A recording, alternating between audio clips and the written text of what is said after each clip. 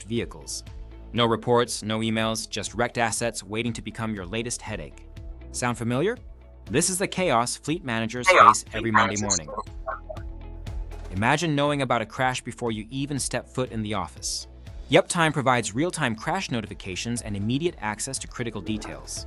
Stay informed about when and where the crash happened, the department involved, and the severity of the damage.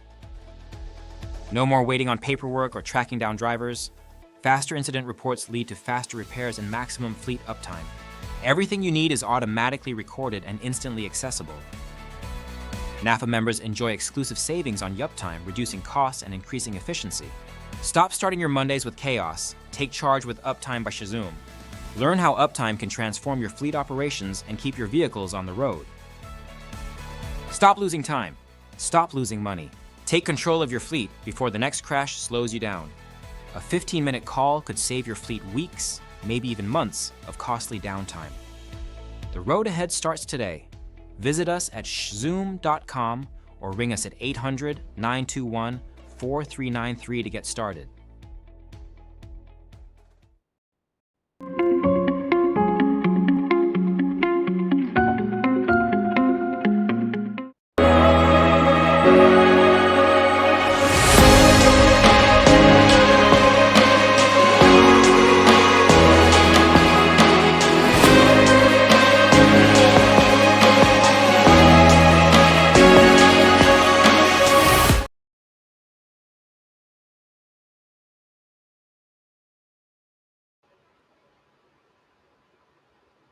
All right, welcome to another episode of Future of Fleet Fall Friday. Hopefully I am coming across clearly to you. We have a great show in store, and I cannot wait to get started. I have multiple screens going on, so please forgive me. But our very first guest I wanted to bring on, and I'm going to let him introduce himself, which is, let's see, Jesus.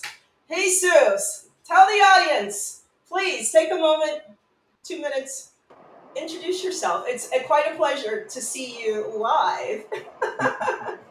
Hello everyone, my name is Jesus Martin Ramirez and I work for San Cleito Valley Water Agency. We're a water agency located in Southern California where we service a population of about 300,000 people and we have a fleet of 300 assets. I've been with the company for about 4 years and it's been my task to bring the maintenance and repairs of our fleet in-house. So we're slowly building our team and building ops. So, yeah, excited for. Can you speak up just a little? Can Sure. you make it clear? Yeah, because I'm having just a little hard time. I heard you just a minute ago. No, I couldn't hear you. Tell me really quick. Tell the audience, Jesus, why is this conversation? Why is the fleet gap conversation important to you? Tell and why did you know? It was interesting how you even got invited to the show because you said some great things about the resume and leadership and hiring. But tell the audience in 30 seconds or less, why is this conversation important to you? Our industry's changing rapidly, right? So we need really excellent techs to be able to tackle these new vehicles and equipment, and we see there's a shortage, at least on the applicants. So we want to be able to closely align to our future needs. And, Beautiful. And how did you hear about the fleet gap? I actually heard about it at NAFA, and so another one of the great benefits of attending the NAFA, yes. I cannot give NAFA enough credit. I can tell many stories, so I'll hold there because I want to we have very short amount of time and very great questions driven by you, audience, that we want to get to. So without further ado, let's move over to David. David, hi. So it's funny because I feel like I know everyone, but very few have I actually met in person outside of the class at NAFA, I suppose. So it is a pleasure to have you. Bradley sings your praises. So why are you here and why does this conversation matter to you? And tell us about yourself. Yeah, well, thanks for having me. My name is David Fernandez. I'm the Chief of Fleet Services for the County of San Diego. Uh, prior to this, I've been with the county now for 3 years, running the fleet. Prior to that, I was in the Air Force. I retired after 22 years of doing vehicle management for the Air Force. And so the reason this conversation is important to me is I recognize that some of my peers and people exiting the military have a difficult time translating their skills to getting a job on the outside.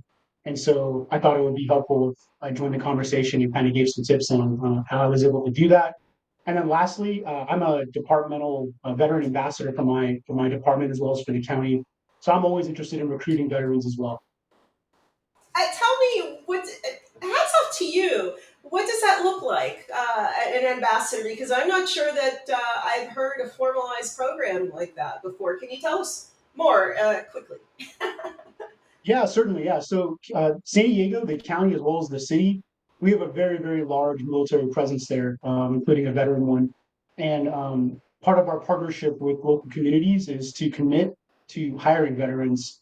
And so my part in that as a departmental veteran ambassador is to attend recruiting events and going to career fairs and highlighting jobs for our veterans that are either getting out or recently have, gotten out of the military to show them where they could best apply. And then within that, I learned about them to find out, like, really kind of what you guys are doing here, learning about their skills so I can figure out quickly where they would best translate to the county for employment. That's beautiful. That is so beautiful. So I hear that you're working with veterans, which again, I want to remind the audience, and we'll talk about action items after the conversation. But this particular Fleet Gap initiative in partnership with NAFA and the DoD Skill Bridge is for transitioning military. So those who plan to transition within the next 6 months to a year versus those who are already retired. And another big difference is that because it's a partnership and we both SHzoom and NAFA, we serve the fleet community, it's free to you. So it's a beautiful thing. And hats off to you, Chief, for leading such a huge initiative going forward. It's nice to have so many chiefs. We've got some military chiefs joining us too. I tell you, thank you so much. Let's move on. And we have Shelly. And Shelly was an added extra bonus. I didn't even know she was going to be on the show until recently, and I am so excited. Shelly, tell us, why does this conversation, well, after you tell us who you are and what you do, tell us why this conversation matters to you. Sure. So I'm Shelly Parker. I'm with the North Carolina Clean Energy Technology Center. I also had the opportunity to meet Ingrid at NAFA and had a really great time participating in some Family Feud takeoff there. And yeah. And so my background is for 15 years, I worked in transit. And then about 20 months ago, I swapped over to the Clean Energy Technology Center here at NC State University. We work with fleets on clean energy solutions. So anything that's more sustainable with a lower carbon intensity. We also help with funding distribution for clean fuels and advanced technology. We have grants that we're getting ready to distribute about 5.9 million in. So we are a great resource for that. And then for those of you that may be aware or maybe not, we have the Sustainable Fleet Technology Conference that we do. That's coming up in August. So I'll be dropping some links into LinkedIn chat as we go along. So hopefully you can check those out. And then if anyone's aware of the NAFA Sustainable Fleet Technology webinar series, those are completely free. And we coordinate the information on that on the back end. Some of the fellow speakers today, they know that I have tried to recruit them or I have had them as speakers on those before. And so we focus on fleet managers to fleet manager conversations. And as part of our fleet manager conversations, what we're coming up with is we hear that there is indeed fleet gap in training and resources. And that includes working with RNG, biodiesel, electric vehicle technicians. And so we work here along with our community colleges to try and fill that educational gap. And that was why I was really excited to be here and be part of this. And then also, I am And I know Ingrid's going to say it again. We really focus on the transition of active military, but I am the daughter of a veteran, so I really want to make sure that we help everyone. My dad served for 22 years. And so that transition out is very important in terms of making sure that people remain successful and grow in their careers. Oh, that is so wonderful. It's so good to have the fact that your father served. That's why I think it's so important to bring everyone to the table. Everyone. And I think that's a nice transition because the next folks that we're going to bring to the table actually met right here at Fleet Gap because it's about bridging the gap. And I'm sure people are going to want to hear before I pass the opportunity. We might have to have a whole other show on this 5.9 million in grants because you're put it in the link. It's gonna cut. Who's it for? Who should apply? Let's spread the news that way too, and who should come to the conference as well. Okay, but this piece is so divine. I'm gonna go back to last month, right? And it was such a beautiful show where I hope you caught it, Shelly. We had a match right here on the show, mentor and mentee, where I call a military fleet pro and our NAFA leader. So I'm going to bring those guys back on. Excellent. And that is Bradley and Zach. Hello. So people have been asking, guys, what's been happening since our last conversation? Well, besides summer vacation with the family, making connections, I think. Zach and I were able to touch bases a couple times, had some great conversations about, where Zach is in his present transition and things that are in his head and questions that he had, questions that I had for him. Really making connection, having further, deeper discussions, providing some feedback, making connections. I connected Zach, thankfully, with some other NAFA members in the area that he's looking for and being able to target and transitioning out of the military. Um, I haven't had a chance to follow up with you, Zach, yet on how that conversation went or anything fruitful from that conversation. But we also touched a little bit on some of the things that we're going to be talking about here today about resumes, questions, interview skills. So. I love it. I love it. And you kept saying the word connections. And really, that is this, in my mind, synonymous with bridging, because they're both action oriented, connecting and bridging the gap. And bridging that gap oftentimes has a lot to do with the connections that you have. That's why that military fleet pro and NAFA leader mentorship role, I call it a peer civilian. And it's not because, you have the greatest leaders with a lot of responsibilities. I met them in person, right? In the Air Force. But it's different. It's a different language, right? And that, speaking of meeting them in the Air Force, that is a nice transition for me over to the next group that I have here, which if it weren't for this gentleman, and it's so great because I had no idea that you guys knew each other.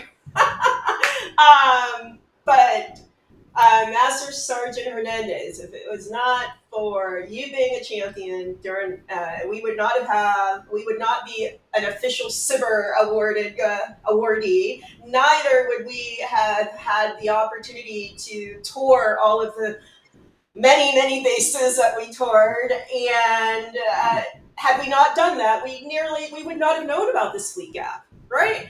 So it's wonderful for you to join us now and see all the tremendous attraction that we've gotten. And then lo and behold, David Fernandez, Chief, I did not know about the connection. So please share that with the audience, and then we're going to get into our Steve questions. Yeah. I'm sorry. Yep. Master Sergeant Hernandez, you probably need to reintroduce yourself first, and then tell us about the connection. Cesar Hernandez now.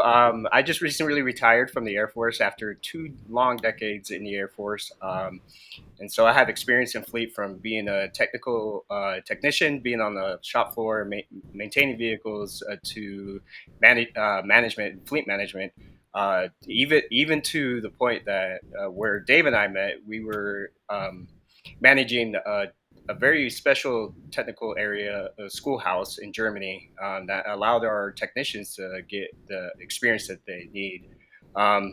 So after I left Germany, that's where Ingrid and I actually met at NAFA. Thank you, NAFA. And where we discussed further about what Fleet Gap was and what the needs of our members that are transitioning, either after serving one tour or retiring after 2 decades of serving in the military. So we were trying to figure out what the need was, and what the need was is taking our skills and translating it into um, from our military jargon into the civilian world, because a lot of the times we get into lingo that we understand in the military, but when it comes out to the civilian sector, they can't tell the difference of what we're speaking, and we're usually speaking the same thing, but just in different languages. But You're so right. And we're actually going to talk about that because that's the main, what I've heard from both sides. That is very true. And we're going to talk about that specifically. I wanted to give David a moment to comment on what you said because you weren't expecting him to be on a part of this when I reached out. I didn't know he'd be a part of it either. So thank you for coming. What do you have to say to that, David?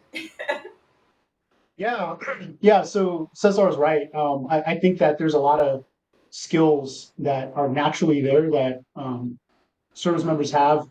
But the problem is that there's nothing that they've been taught to speak to it when they are transitioning out of the military and presenting themselves to potential hiring people.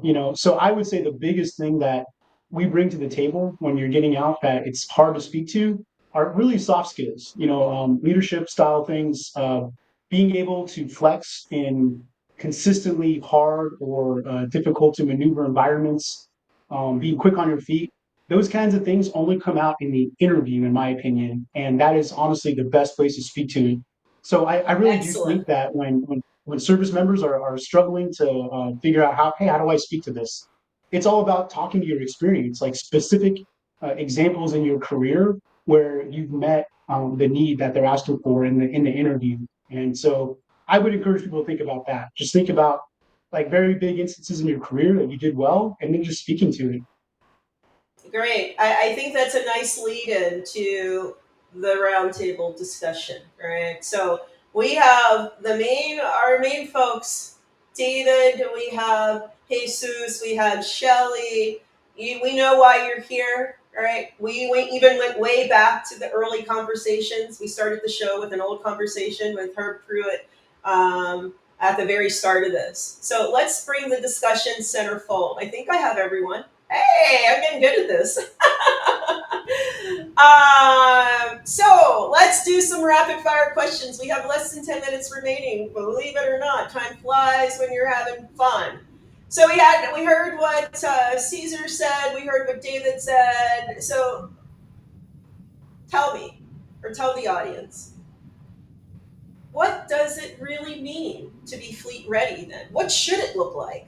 For hiring managers, like what do you look for first? In 1 minute or less, what do you look for first? And then for the military fleet pros out there, whether you're on the discussion live now or whether you are watching now or maybe you're going to watch later, please put it in the comments. How can you translate and help other fleet pros translate their technical skills into plain language so that people like Jesus or Bradley who have never served can understand it? All right. So hiring fleet managers first, and also for those hiring fleet managers that you're listening, put your answer in the comments. Engage in the conversation. All right. Let's make it meaningful. Hiring managers, what do you look for first? And Shelly, chime in if you know based on your interactions with hiring managers.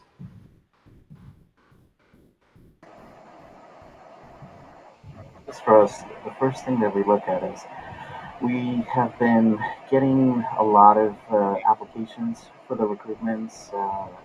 So the first thing is seeing that they actually spent time on the application, competitive market, and a lot of times candidates are just sending information for Indeed, so they're just doing their. We want to see that Oh, I'm doing the homework, learning about our organization, and the second part of that is being able to communicate how does their experience actually translate to our needs and our organizations. I Woo. highly encourage people to spend time on supplemental questions and also doing their homework, especially for public agencies. Look at their budgets. You can find a lot of information about the agency, the department, just by looking. Jesus, I'm going to recap what I thought I heard only because I don't know if you all heard him very well. You were going in and out, and you made some great points. Can you hear me first before I repeat what I think I heard? Okay, good. I can hear You said something that I thought was key, which we said all of this about the importance of translating your technical skills into civilian language, but you didn't start with that. You said what you have seen, not what you heard. What you've seen is that people don't spend the amount of time to do the basics, like complete the resume, complete the application in full, do some research, look and see about the public, especially if it's in public sector. That's all public information. What was the budget? How much did they spend? How can you help? That basic information from what I heard you say, Jesus, will take a candidate a long way. Is that right? I That's love correct. that. That's beautiful. All right, I love it. I'm going to stop there. David, let's Yeah. go to you. So Same question. What are you looking for? What makes, in your opinion, a candidate fleet ready in a minute or less? yeah, a lot of times when I review applications from military members, you know what you're getting. You're getting somebody that is going to show up to work on time. You're getting someone with a lot of experience, and in general, you're getting someone that's reliable. What I'm looking for is more of the soft skill stuff related to people management. So when I review a resume or an application, I'm looking for them to tell me that they've done a good job being empathetic, developing teams, and prioritizing their teams so that they can develop and grow and move on with their careers as well. If I see that in a resume, that's someone I'm earmarking. I love that. So that's what we call in the corporate world motivational fit, right? It seems.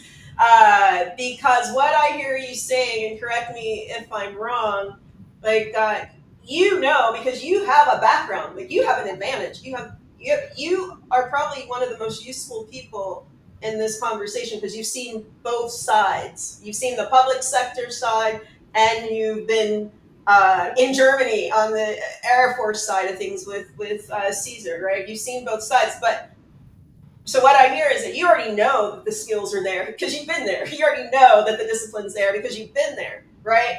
What you see is what Herb said during that interview, that old interview that was playing before this started, which was the soft skills. How can you even the sense of urgency, because it's totally different in the public and private sector than it is in the military. So is that fair to say it's the soft skills then that you're looking for proof of? Absolutely, yeah. Just for them to show me that they're capable of leading people successfully is super meaningful to people like me, fleet managers, anybody in a world where they're providing some type of public service. They definitely want someone that has that ability to lead. Excellent. I love it. Bradley, you are a question to you, same one. What does fleet ready actually look like to you? And what are you looking for? What do you look for first? I'm looking for, besides the background experience and relevant comparable jobs for what we would see day to day within our fleet. I'm looking for somebody that can communicate. Here's in those supplemental questions, like Jesus mentioned, what was the example, what was the case, and can you apply that example to then providing a solution or speaking to how something was resolved, what a problem was, what that decision making process was. If I can see that kind of decision making process within a response, that gives me a better look into how somebody thinks, which helps to really relay, okay, they're going to be able to break down processes in a pretty efficient way. I tend to wait until the interview or in-person interviews to really start judging that interpersonal communication piece. Confidence is a big key. And so I think if there's a piece of advice for everybody here, transitioning, the practice of the interview practice, practice, practice. Find somebody to practice on. Do a quick rap and just figure out like, hey, this worked well, and start memorizing these stories that you have built up over the years of you've got experiences to share.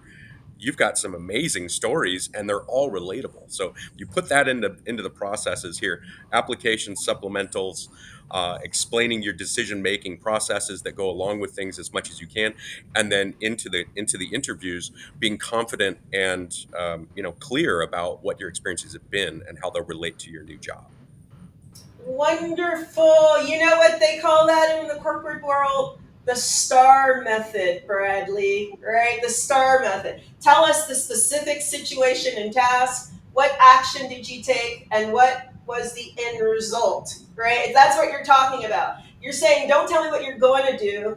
Show me what you've already done and show me in a way that's believable, right? You know how many candidates fail to even, they don't know it's okay to write out your stories, your stars. I call them stars. You write out your stars because if you remember STAR, situation, task, what action you took, and what the end result was. You write it, you bring them with you, right? And I think that's going to be our next show because I think that will probably help do two things. It'll help alleviate this whole pressure of you got to have everything up here. Write it down, bring it with you. Actually, tell them, God, we appreciate that stuff, right? It saves us a lot of time and effort, right? And make your stars very short, clear, and concise. If we want to know more, we're going to ask you more, right? So I think that is a whole other conversation. I'm curious, Zach, Caesar, have you guys heard of the STAR method? Or is that something that you've heard of Right. as you? Personally, I have heard STAR, and actually, you told me a while ago when we were chatting, is we were discussing about some interview skills, and that was one of the things that you were talking about. And the way I took it, and I've done a couple interviews since then, is just bringing the experiences and line out the story that you have, just like you said, and just make sure that, and as Zach knows, it's like our performance reports, right? You state out what you say, and you just say it out, just say it in the story rather than the one liner that we have, and just give it out and just say, hey, look, I was in this situation. This is how I took care of it. This is what it brought us back, and here's the results of it, that we were able to meet the mission and or meet the job tasks. So it I love especially that. helps, and especially take those experiences that we have, because we do have the stories written out in our You performance have a report. lot of stories. No, And they're the same stories, Caesar. yeah, They're the yeah. same stories. I'm telling you. Sorry to interrupt. But no, No, you're right. Shelly, I don't want to leave you out of this question. So, based on your interactions with fleet leaders, and I know that you have a lot, what do you think, or what are you hearing that they're looking for? Because so far, I love the fact that we got distinct, different. We got, hey, do the basics, right? Do your homework. You got soft skills. You got, practice your interviewing skills. Let's hear. What do you hear? I would say one of the things that you want to highlight is going to be the evolution of your career, what you've learned.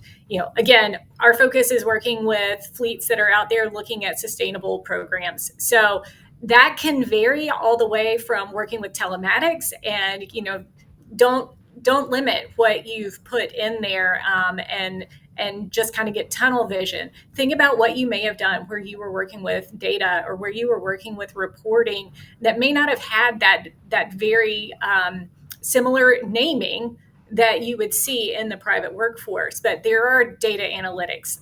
There's those positions can be ones that offer the opportunity for a lot of growth. There's more and more training becoming available, whether or not it's internally with the fleet managers, through government organizations or community colleges, on what fueling looks like and what the maintenance of that looks like, what the future of electric vehicle, any sort of infrastructure work that you've worked on as well, outside of garage experience. Those are things that, find a way to work them in there. If you get the interview and it doesn't really fit into your resume, find a way to work it into your conversations when you're interviewing, because it may be that you get in the door for one thing and then you open up their mind to other considerations that they have, and you've made yourself an even stronger fit. Yeah, that is so great. Do you know what who your story reminds me of? I don't know if you know Cedric. He's the director of fleet in Birmingham. He started off he was in technology. He was an engineer. He was a software engineer for them, and he got recruited for the fleet department. We actually have an interview on that. I'll have to share it later. But I hear what you're saying, and I love it. I love it. Thank you for adding that. Believe it or not, guys, we are 3 minutes over. Can you believe that? Boy, how time flies. So two things. So I want to do two things before we leave. I want to give specific action items. Share your current openings. Okay, SHzoom.com Fleet Gap. Look, very easy. And we're going to be improving the landing page with all this information on it and putting it on NAFA's site too, so that you can take action from there. Right now, what you'll find is just a simple landing page. But these are the things that must be done before September rolls around. For every single leader that actually took 2 minutes to fill out the survey, you've already received the MOU to share with your legal or HR department. If you have not shared your job opening or been on one of these shows, then we hope to see you at our next interviewing show, because that's going to be our next subject, interviewing. And complete the ethics training before September. All right. If in doubt as to what needs to happen, complete the survey. Okay, complete the survey. Again, this is an initiative nationwide. We piloted in Florida. We've now made a match in California. These matches are coming. It should be an initiative. It's a movement. Get involved. Comments in the chat, and I think that will do it. And we are a little over, but thank everyone for joining us. And until next time, happy Future Fleet Fall Friday. All right. Thank you. Have a Thank great you. weekend, everybody. You Yep, too. y'all have a good one.